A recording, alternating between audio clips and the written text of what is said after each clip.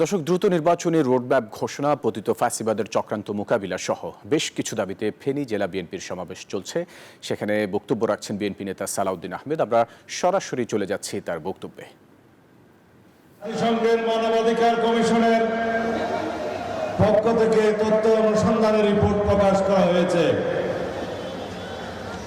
হাসিনা এখন জাতিসংঘ স্বীকৃত, সারা বিশ্ব স্বীকৃত বিশ্ব খুনি,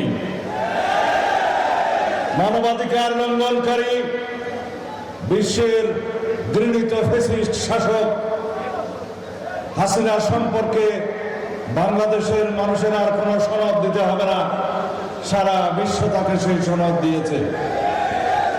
এখন শুধু দরকার ফ্যাসিস্ট হাসিনা এবং তার দোসরদের গণহত্যা এবং মানবতা বিরোধী অপরাধের দায়ে বিচার নিশ্চিত করা।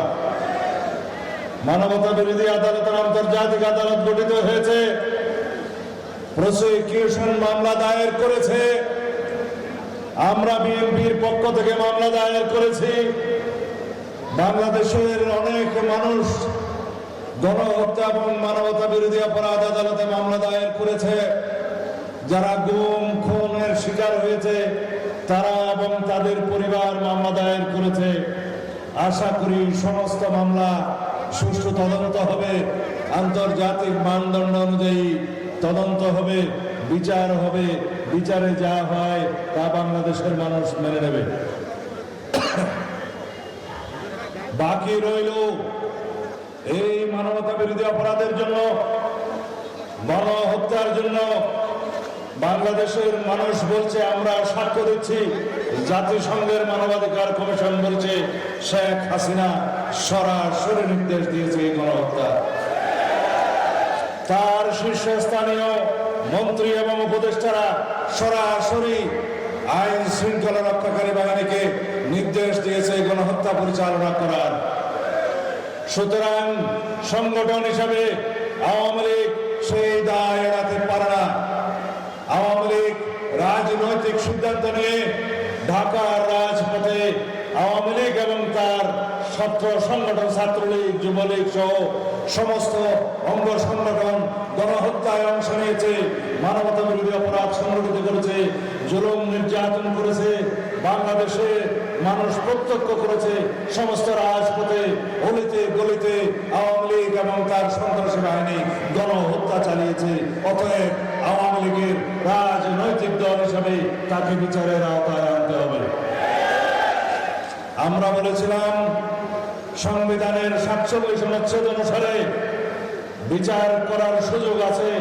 সংগঠনের গোষ্ঠীর, জনগণের যে সমস্ত গোষ্ঠী, যে সমস্ত রাজ সংগঠন, যে সমস্ত ব্যক্তি গণহত্যা এবং মানবতা বিরোধী অপরাধ করবে, যুদ্ধ অপরাধ করবে, তাদের বিচার করার সুযোগ আছে। উদ্যোগ নিয়েছিল এই সরকার, কিন্তু আবার ক্যাবিনেট থেকে ফেরত নিয়ে গেল আইন। সুতরাং বাংলাদেশের মানুষ দেখলো সংগঠন হিসেবে আওয়ামী লীগের বিচার বোধহয় আর হবে না।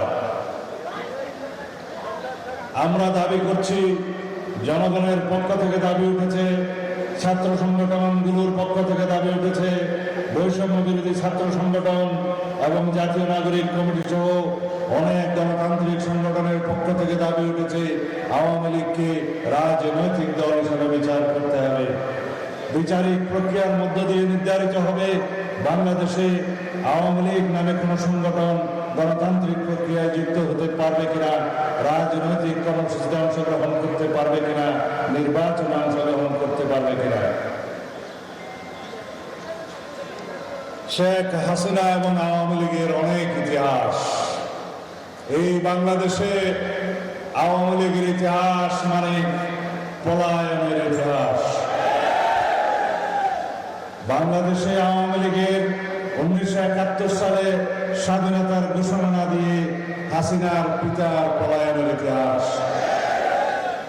বাংলাদেশে গণঅভ্যুত্থানের মধ্য দিয়ে বাংলাদেশের মাটি থেকে বিমানে করে আকাশ পথে পলায়নের ইতিহাস, ফ্যাসিস্ট শেখ হাসিনার ইতিহাস। আজকাল বড় বেশি আওয়াজ শোনা যায় পার্শ্ববর্তী একটি দেশ থেকে আওয়ামী লীগের নেতাদের, আওয়ামী লীগের পতিত ফ্যাসিস্ট মন্ত্রী এমপিদের এবং শেখ হাসিনা। তারা হাজার মাইল দূর থেকে আওয়াজ দিচ্ছে বাংলাদেশে অস্থিরতা সৃষ্টির, বাংলাদেশে ষড়যন্ত্র করছে, বাংলাদেশে গণতন্ত্র বিনষ্ট করার, স্থিতিশীলতা বিনষ্ট করার, বাংলাদেশে সাম্প্রদায়িক সম্প্রীতি বিনষ্ট করার অনেক ষড়যন্ত্র করছে শেখ হাসিনা এবং তার দূষণরা অনেক দূরে বসে। সুতরাং আমি বলতে চাই, দিল্লি অনেক দূর। শেখ হাসিনা মনে রাখতে হবে, দিল্লি তোমার কাছে বটে, কিন্তু বাংলাদেশে যে ষড়যন্ত্র তুমি বাস্তবায়ন করার পায়তারা করছো, স্বপ্ন দেখছো, সেই দিল্লি অনেক দূর। এই দেশের মানুষ